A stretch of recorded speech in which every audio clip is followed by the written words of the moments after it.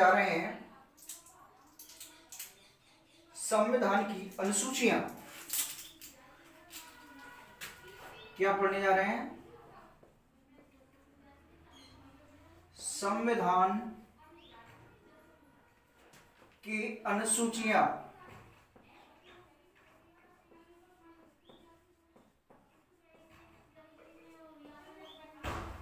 संविधान की अनुसूचियां।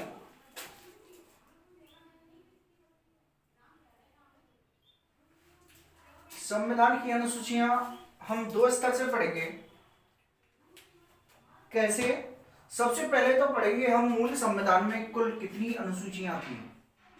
एक तरफ लिखेंगे मूल संविधान,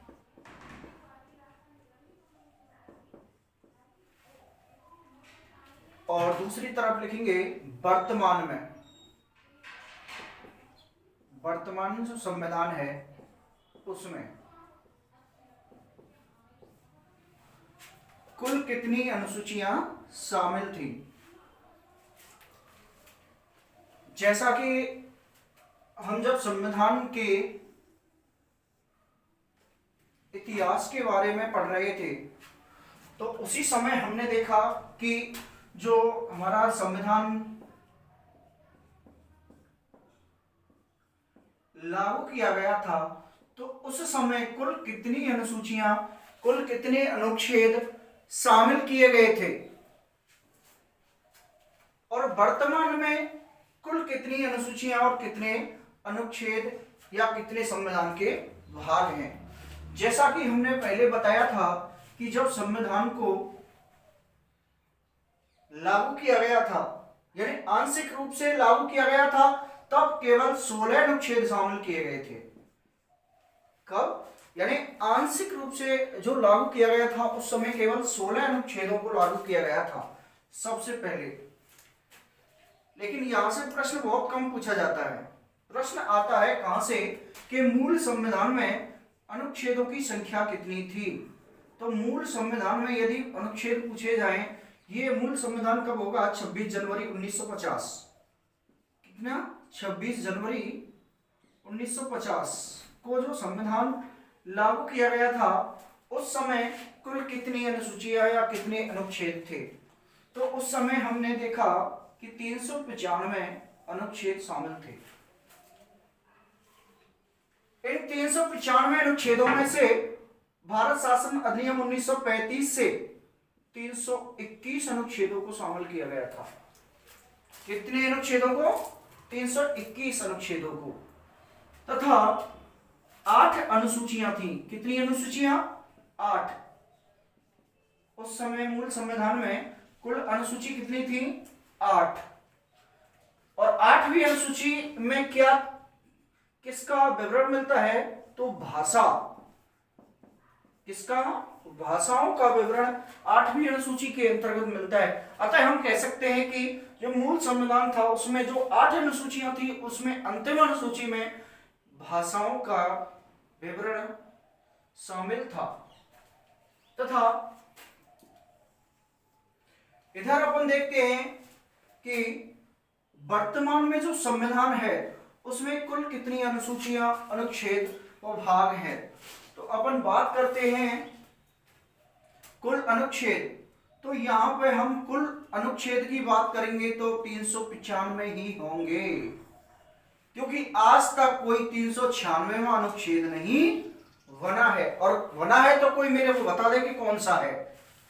यदि प्रश्न पूछा जाता है कि कुल अनुच्छेद व उप अनुच्छेदों सहित, यानी उप अनुच्छेद जो जोड़े जाते हैं ABC करके या 1 2 3 4 करके, तो कुल अनुच्छेद, कुल उप अनुच्छेद प्लस अनुच्छेद को मिलाकर कितने टोटल अनुच्छेद हैं। तो अपन बात करते हैं अकॉर्डिंग टू कक्षा 8 क्लास 8 के अनुसार अगर हम बात करते हैं तो टोटल 465 अनुच्छेद अब तक बनाए गए हैं। सबसे पहले अनुच्छेद क्या होता है या अधिनियम क्या होता है इसके बारे में जब तक कोई भी बिल संसद में पारित हो जाए और जब तक राष्ट्रपति के हस्ताक्षर नहीं हो तब तक वो केवल विधेयक होता है। क्या होता है?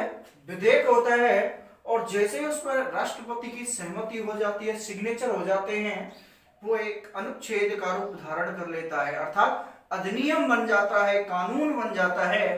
तो वर्तमान में कुल कितने कानून अनुच्छेद हैं? 465 according to 8th class NCERT कक्षा 8 के अनुसार। ठीक है, कहीं कहीं 448 मिल जाता है, कहीं कहीं 478 भी मिल जाता है, लेकिन अगर हमारे पास ऑथेंटिक सब जो तथ्य है तो वो केवल 465 का है, वो एनसीईआरटी कक्षा 8 के अनुसार। बात करते हैं अनुसूचियों की। तो अनुसूचियां कितनी शामिल थी? पहले 8, लेकिन वर्तमान में अनुसूचियों की संख्या कितनी हो गई? 12 क्या हो गई? अनुसूचियां हो गई। और अपन अनुसूचियों के फिर भागों की, संविधान के भागों की बात करते हैं तो प्रारंभ में 26 भाग थे। कितने भाग थे? 26 भाग। लेकिन वर्तमान में संविधान के 22 भागों का उल्लेख है। संविधान में वर्तमान में कितने भागों का उल्लेख है? 22 भागों का, क्योंकि 4 जो संविधान के भाग हैं वो हटा दिए गए हैं। ठीक है, आज अपन बात कर रहे थे संविधान की अनुसूचियों के बारे में।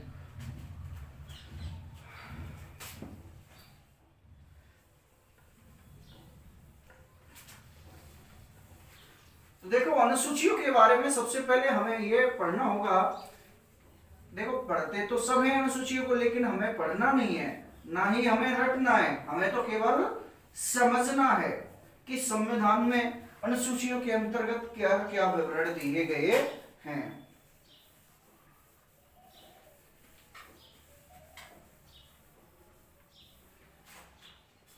क्या क्या विवरण दिए गए हैं ये हमें पढ़ना है।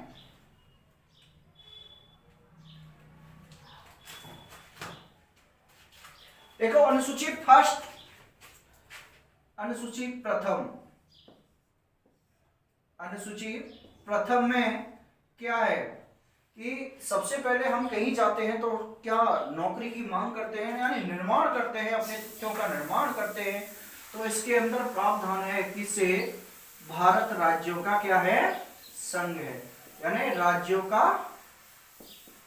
संघ।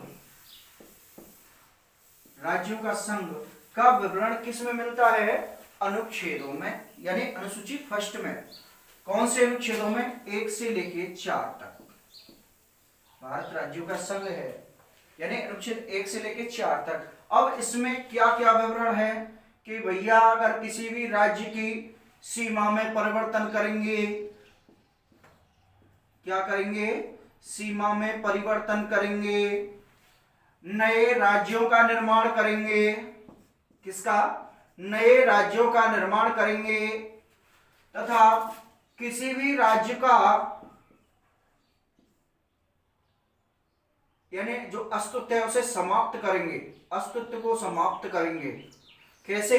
जैसे अभी जम्मू कश्मीर का अस्तित्व केंद्र शासित प्रदेश के रूप में किया गया है, यानी जम्मू कश्मीर को हटा करके जो राज्यों की श्रेणी में था पहले, ये केंद्र शासित प्रदेशों की श्रेणी में अब कर दिया गया है। क्योंकि एक तो यहाँ पर 2 केंद्र शासित नए प्रदेश जोड़े हैं, एक तो लेह लद्दाख है और दूसरा है जम्मू एंड कश्मीर। दोनों को क्या बनाया गया है? केंद्र शासित प्रदेश। अब इसका मतलब ये किस के तहत, कौन सी अनुसूची के तहत इनका निर्माण किया जाता है? प्रश्न आए तो प्रश्न अनुसूची होगी कौन सी? प्रथम। तब प्रथम अनुसूची में क्या है? राज्यों का संघ। भारत राज्यों का क्या है? संघ है। यहां पर राज्य की सीमा में परिवर्तन हो, नए राज्यों का निर्माण हो, पुराने राज्यों का अस्तित्व का विघटन किया जाए। तो इससे संबंधित कोई भी प्रश्न आए तो अपन कह सकते हैं क्या कि अनुसूची 1 में इसका क्या है? विवरण है। ठीक है। दूसरा कि नए राज्यों का निर्माण कैसे होगा?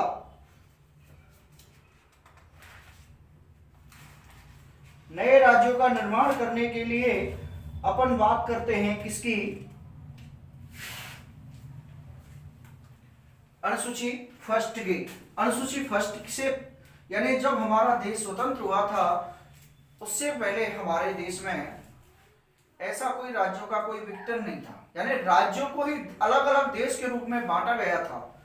लेकिन जब देश का विभाजन हुआ और राज्यों की एकीकरण की प्रवृत्ति चलाई गई तो उस समय भारत में नए नए राज्यों का निर्माण हुआ। यानी सबसे पहले हम बात करते हैं भाषा के आधार पर, बनने वाला सबसे पहला राज्य कौन सा था, आंध्र प्रदेश।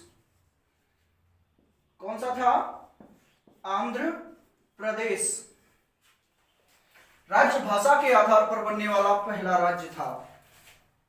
फिर बात करते हैं हम कि नए राज्यों का निर्माण, यानी सबसे नवीनतम राज्य कौन कौन से हैं, तो 26, 27, 28 और 29 ये 4 नए राज्यों में से पूछ सकता है कि इनका जो निर्माण हुआ है वो कैसे हुआ है। यानी 26वां राज्य कौन सा है, 27वां राज्य कौन सा है, 28वां राज्य कौन सा है और 29वां राज्य कौन सा है। सबसे पहले ये भी पूछ सकता है कि राज्यों का निर्माण किस कमेटी के आधार पर किया गया था।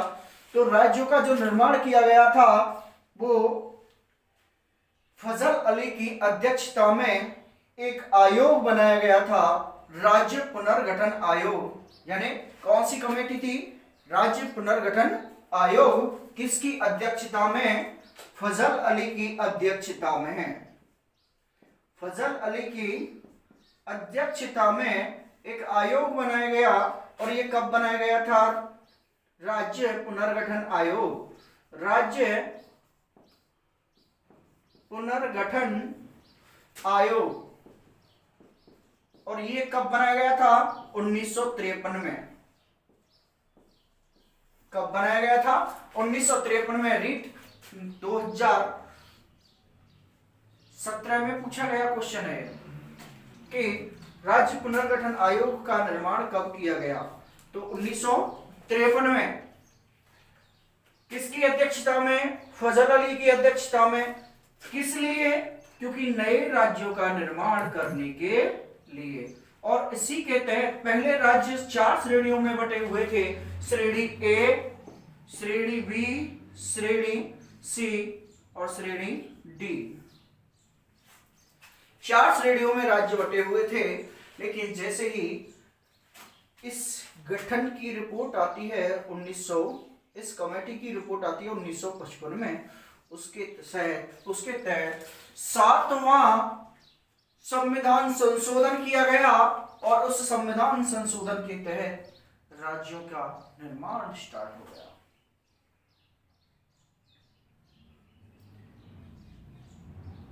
ठीक है, और राज्यों की श्रेणियों को समाप्त कर दिया गया।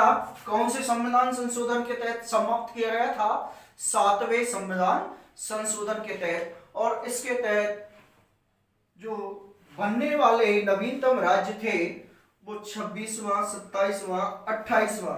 और वो कौन कौन से राज्य थे, मैं आपको बताऊं। सबसे पहले बात करते हैं हम, चलो उसके लिए ट्रिक याद कर लेते हैं। क्या कर लेते हैं, ट्रिक याद कर लेते हैं। कैसे, क्योंकि ऐसे याद होगा नहीं, ट्रिक के माध्यम से हमें अच्छा याद हो जाएगा। और उसकी जो ट्रिक है वो ये है कि एक छत पर 15 झाड़ नवंबर 2000, यानी एक छत पर 9 उत्तर 15 झाड़, सॉरी, एक छत पर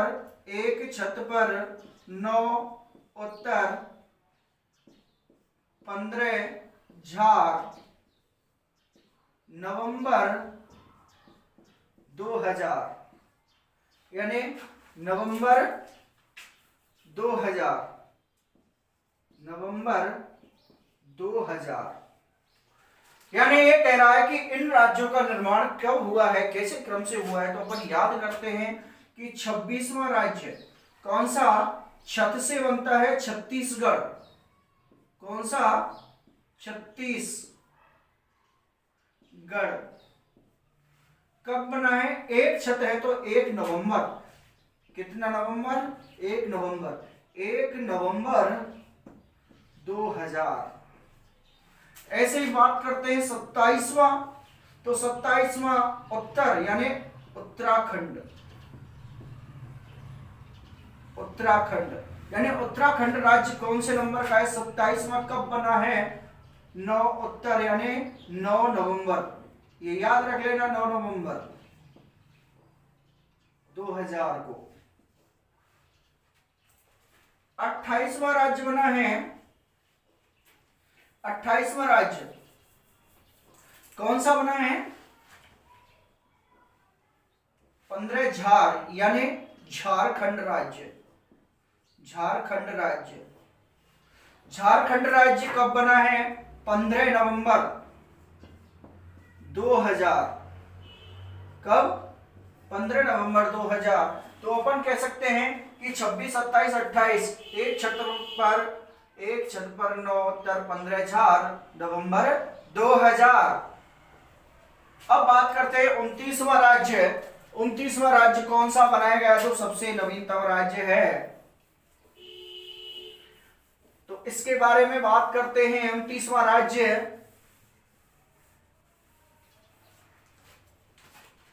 कौन सा है?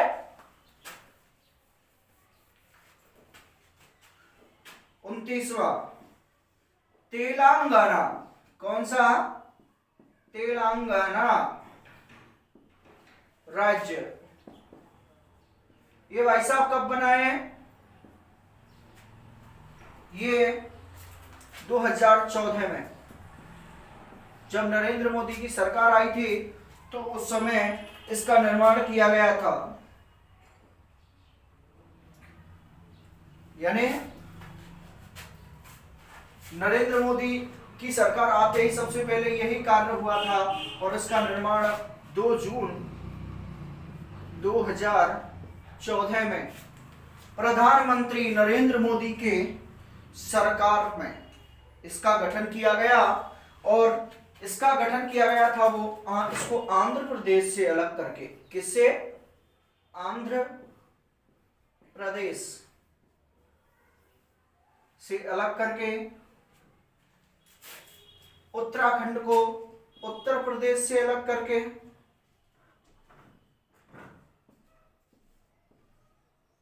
किससे? उत्तर प्रदेश से अलग करके। बात करते हैं झारखंड। झारखंड को बिहार से अलग किया गया था। बिहार से अलग किया गया था। और बात करते हैं छत्तीसगढ़। तो छत्तीसगढ़ को एमपी यानी मध्य प्रदेश से अलग करके बनाया गया था। तो इस प्रकार अपन कह सकते हैं कि जो भी नए राज्यों का गठन होगा उनकी सीमाओं में परिवर्तन होगा वो अनुसूची नंबर 1 यानी प्रथम के अनुसार होगा। अनुसूची 2 जब किसी भी चीज का गठन हो जाता है तो उसके बाद मांग होती है किसकी? 2 क्या दो? वेतन दो। यानी अनुसूची 2 कहती है 2 क्या? वेतन। यानी अनुसूची 2 में वेतन भत्तों का विवरण दिया गया है। अब प्रश्न ये आता है कि किसके वेतन भत्तों को छोड़कर? तो इसमें मंत्रियों के वेतन भत्ते इस श्रेणी में नहीं आते। किसके वेतन भत्ते नहीं आते? मंत्रियों के। यानी जो भी मंत्री हैं उनके वेतन भत्तों का विवरण अनुसूची 2 में नहीं मिलता है। ठीक है। अनुसूची 3। अनुसूची 3 में क्या है? देखो अनुसूची 3 में कितने शब्द हैं? 3। यानी शपथ। तो शपथ में कितने? 3 हैं। यानी यदि किसी भी क्षेत्र में किसी भी डिपार्टमेंट में किसी की नौकरी लगती है तो सबसे पहले नौकरी की बात होती है, उसके बाद उसके वेतन भत्तों की बात होती है। जब वेतन भत्ते की बात हो जाती है तो उसको कार्य के प्रति निष्ठा बनाए रखने की क्या दिलाई जाती है? शपथ। तो अनुसूची द्वितीय में क्या है? अनुसूची द्वितीय में है वेतन भत्ते। क्या है? वेतन भत्तों का विवरण। भत्तों का विवरण, वेतन भत्तों का विवरण अनुसूची 2 के तहत। इसमें किसके वेतन भत्ते नहीं आते हैं? मंत्री तथा मंत्री परिषद के सदस्यों के वेतन भत्ते इस अनुसूची में नहीं आते हैं। अनुसूची 3, अनुसूची तृतीय या 3, तीसरी अनुसूची क्या है? इसको हम तीसरी भी लिख सकते हैं। तीसरी अनुसूची में क्या है? शपथ का प्रावधान। शपथ, कितने शब्द हैं? 3। तो शपथ का प्रावधान। अब साहब किस किस की शपथ का प्रावधान इसमें है और किसकी नहीं है? तो अपन बात करते हैं, इसमें राष्ट्रपति की शपथ का प्रावधान इस अनुसूची के अंतर्गत नहीं आता है। किसका नहीं आता है?